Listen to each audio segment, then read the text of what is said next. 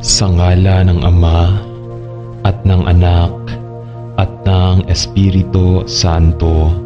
Amen. Ang pagsamba natin sa Kanya sa pamamagitan ng mga dasal at panalangin ay isang paraan naman natin upang maipakita at masabi na atin siyang dinadakila at sinasamba. Ang ating pagluhod sa Kanyang harapan at pagyuko ay nangangahulugan lamang na tayo'y Kanyang isang alipin na nakahandang maglingkod sa Kanya. Ang paghiling ang paraan upang mabanggit natin sa Kanya ang ating mga kahilingan at mga pangangailangan. Itinuturo ng banal na kasulatan na alam na Niya ang ating mga pangangailangan bago pa man natin sabihin sa Kanya. Ngunit ang effort na ating ginagawa sa pananalangin ay mabisang paglalahad sa Kanya na taos sa ating puso ang ating ginagawa. Halina at sabay-sabay tayong manalangin sa Panginoong Diyos na buhay. Ama, pumunta kami sa iyo upang manalangin tungkol sa United Nations na alam na hinahabol nila ang isang agenda na kadalasang sumasalungat sa katotohanan ng iyong salita. At kung minsan ay tila salungat sa makadiyos na mga prinsipyo. Ama, kinikilala namin na marami sa kanilang mga programa at patakaran ang nakalagay sa mga issue tulad ng sustainable development, global warming, global consciousness at civil liberties. At nagsisimula kaming mapagtanto na sa likod ng karamihan sa kanilang agenda ay isang diwa ng kontrol. Ama, alam namin na ikaw ay nasa ganap na kontrol sa lahat ng nagaganap sa ating mundo. At ang mga miyembro ng United Nations ay walang magagawa na hindi pinahihintulutan mo. Ipinagdarasal namin na ilantad mo ang anumang bagay na idinidisenyo upang pahinain ang makadiyos na mga prinsipyo sa ating buhay.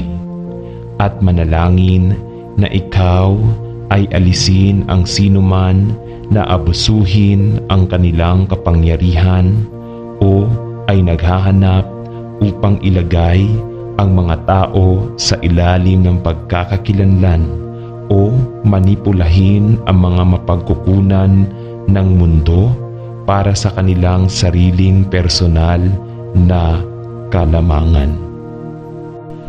Lumapit sa Diyos ang mga nabibigitang lubha at nanlulupaypay upang makatagpo ng kapayapaan at gabay mula sa Panginoong Diyos. Halina at taimtim na manalangin sa Diyos na ating tagapagligtas. O Diyos, napakabait ninyo sa akin at nang isuko ninyo ang inyong bugtong na anak upang iligtas ako. Binigyan ninyo ako ng isang halimbawa ng mapagpakumbabang pagsunod. Salamat sa pagpapakita sa akin kung paano dapat maging tagapaglingkod na namumuno, sa halip na gawin ang sarili kong kaparaanan. Tulungan akong hanapin ang inyo. Nais kong paglingkuran kayo sa pamamagitan ng paglilingkod sa iba.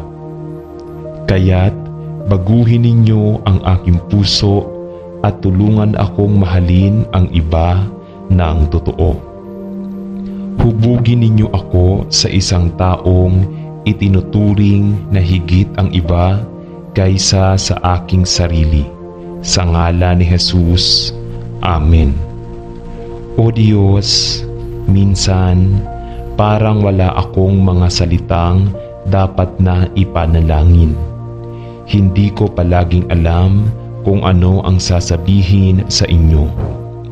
Ano ang sasabihin ko sa isang perpekto sa lahat ng paraan. Mangyaring tulungan akong alalahanin na nais ninyong makinig sa akin.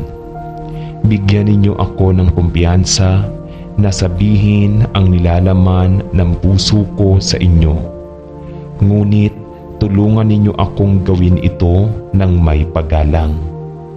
At mangyaring hayaan ang mga matatapat na pag-uusap ay humantong sa aking mas malalim na pagkatakot, pagkamangha at pagmamahal para sa inyo. Ipakita sa akin kung paano makipag-usap sa inyo, at pagkatapos ay gawin akong sabik na gawin ito ng palagian. Sa pangalan ni Jesus, Amen. Banal na Espiritu, wala akong matatakbuhan upang makatakas sa iyong presensya. Hindi ka susuko sa akin dahil napakabait mo upang iwan ako kung paano mo ako natagpuan.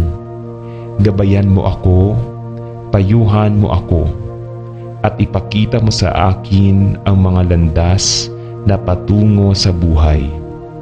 Ngayon, nawa ay lalo pa akong magkaroon ng kamalayan sa iyong kabutihan upang maibahagi ko sa iba ang iyong kabutihan. Sa pangalan ni Jesus, Amen. O Diyos, salamat sa iyong patuloy na pagpapakita sa akin ng iyong matatag na pag-ibig at awa. Napakabuti mo talaga, Panginoon. Madalas akong madaling magalit, masaktan, o sumama ang loob. Mangyaring baguhin mo ang aking pag-iisip at pag-uugali. Sa pamamagitan ng iyong Espiritu, ako ay napatawad at nabigyan ng kapangyarihan. Kaya't ngayon, inaanyayahan ko kayo na gabayan ako, patnubayan ako, at ipakita mo sa akin kung paano ipakita ang kabutihan ng iba tulad ng pagpapakita mo ng kabaitan sa akin. Sa pangalan ni Jesus, Amen. Banal na Espiritu, lumikha ka sa akin ng isang malinis na puso na naghahanap ng pinakamahusay sa iba. Tulungan mo akong magpakita ng pakikiramay at kahabagan sa lahat, at gawin ito ng may kahinahunan at paggalang. Kapag ang mga tao o pangyayari ay hindi natutugunan ang aking mga inaasahan, bigyan mo ako ng kapangyarihan magpakita ng biyaya at pag-unawa. Tulungan mo akong makita ang aking mga sitwasyon mula sa iyong pananaw upang magalak ako sa lahat ng oras at magpakita ng pagtitiyaga kung kinakailangan. Sa pangalan ni Jesus, Amen. Sa ngalan ng Ama at ng Anak at ng Espiritu Santo, Amen.